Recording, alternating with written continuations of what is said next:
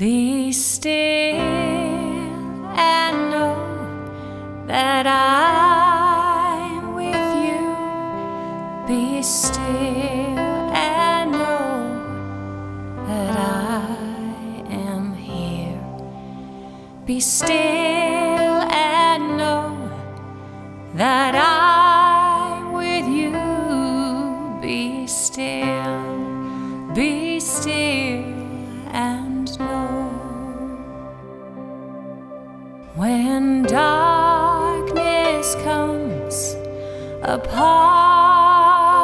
you and colors you with fear and shame, be still and know that I'm with you, and I will say your name.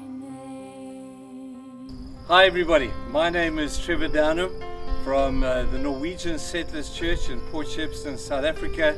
I'm one of the pastors that is really privileged to serve in this church and in this community. Our community is an incredibly challenged community. It's beautiful but incredibly diverse and faces some incredible socio-economic, spiritual and physical challenges that we as a church over the course of the last 15 years have been trying to address. We have an organization called Genesis, which is our sort of way of doing church, where we take church to the people instead of expecting people necessarily to come to us, which is fine. We want to take church to them, and we do it by addressing the holistically addressing some of the needs that we see facing our community around us. It's intriguing. On the one hand, we have the affluence of the coastline. On the other side, we have the degradation of squatter camps and the sadness of people living in abject poverty. And our job as a church has been to try and connect these two groups of people. Many of the projects that we have in Genesis, and there are a great number of them, have sought to bring these two groups of people together, that we can learn from one another and we can serve one another in a way that would be meaningful and relevant to the people. Genesis has a number of different projects. We started off 15 years ago by addressing the HIV needs. We had terrible, the issues of HIV were all around us. There were people dying on our doorsteps, and so we took it upon ourselves to open a hospice unit specifically to care for people dying of HIV. We now have a 40-bed hospice unit, but in addition to that, one project just seems to have led to another, and we now have gyms, we have feeding schemes, we have reading rooms, educational programs, training centers, community centers, farming projects and creches and clinics and all sorts of different things that have grown in our project of Genesis. We love this thing. We are deeply committed to community transformation, and the latest of our Genesis projects is this. Let me explain. There is a dilemma that faces many elder people in our country, and it's not uncommon in every country, but our country is completely ill-equipped to be able to meet the needs of people who are suffering from dementia and Alzheimer and frail care. And so we as a church have said that as Genesis, we would like this to be our next project. Through some generous donors, we've been able to build what you see so far. We still have a little bit of money left to be able to continue the building, but we're on a mission to complete this beautiful facility where we're able to take people who have suffered from dementia and Alzheimer's in an environment that is horrifically lonely and it's just an appalling way to live. We are, through this center behind me, going to be able to offer affordable professional care to people who are suffering this disease. And so it's a residential program. This first unit will house 10 clients who we would love to be able to care for and meet the needs that they are facing. So we'd like to take you on a very quick tour. Thank you so much for your time, and see if there isn't maybe some interest from you folk overseas that would be willing to help us to be able to finish the center. This is the veranda of our unit. It's beautiful. It looks out over the sea. The most magnificent view out there across the banana lands. This is called Charis House, and this is the house that grace has built, and Charis actually means grace. You walk in the front door here, there'll be big concertina doors here.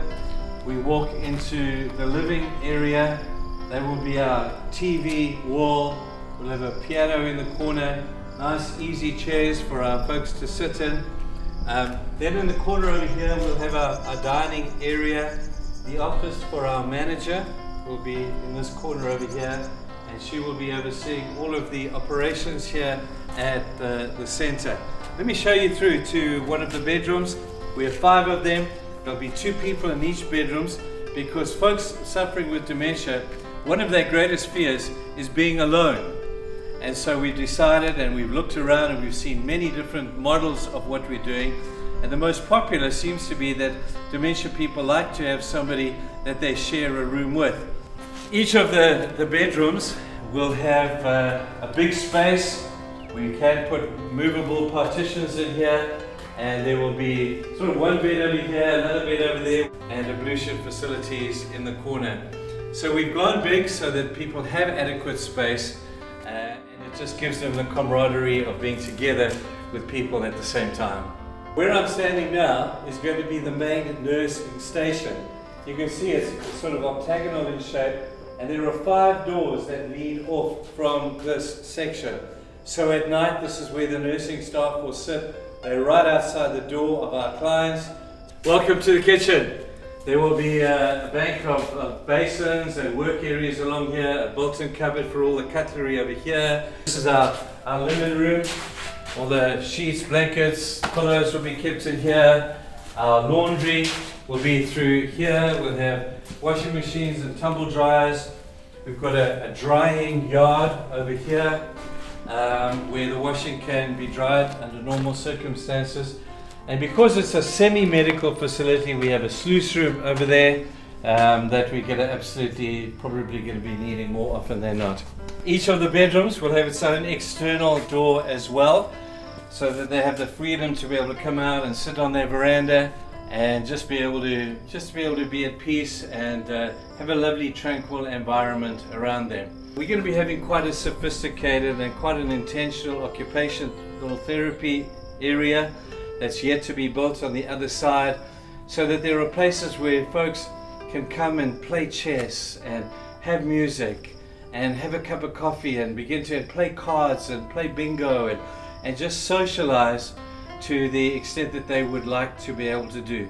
So this is just the first unit. We have plenty of ground, beautiful ground on the other side that the earthworks has already been done to build another unit just like this.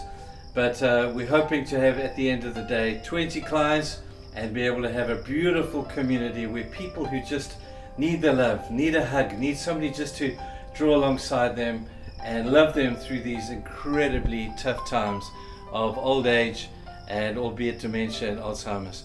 So I hope you've enjoyed our little tour, and if there's anybody out there that would like to be able to help us to raise the funding, to be able to finish this thing, and even maybe to be able to build the next unit as well, that would be totally awesome. So thank you for giving me your time. The next voice that you will hear will be Shelley, and she'll be chatting to you about some of the other details that you may need to know. For those who are wondering what our bottom line is in order to complete our project, we are currently sitting at a 2 million rand need to complete our project. That includes finishing off the building, equipping the home completely, and taking care of the beautiful gardens so that when residents move in, it is a safe, secure, welcoming, beautiful environment for them to move straight into and for them to feel completely at home.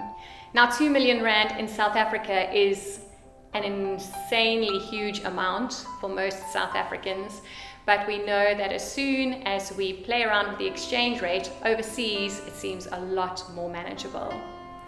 So if there's anyone sitting overseas who feels called to be part of this project, we can tell you that in pounds, it equates to 100,000 pounds that we are needing, and in US dollars, we are looking at a total of $133,000. So if there are any individuals or families, any companies or churches who feel called or would like to be part of something that is so life-changing for people and such a huge need, please have a look at the details, the banking details on the next image. And if you'd like to chat further, I'm going to include Trevor's email address as well. If you'd like to chat, he'll gladly give you a call and answer any further questions. But we know that Charis House is going to be a life changer for so many people. If you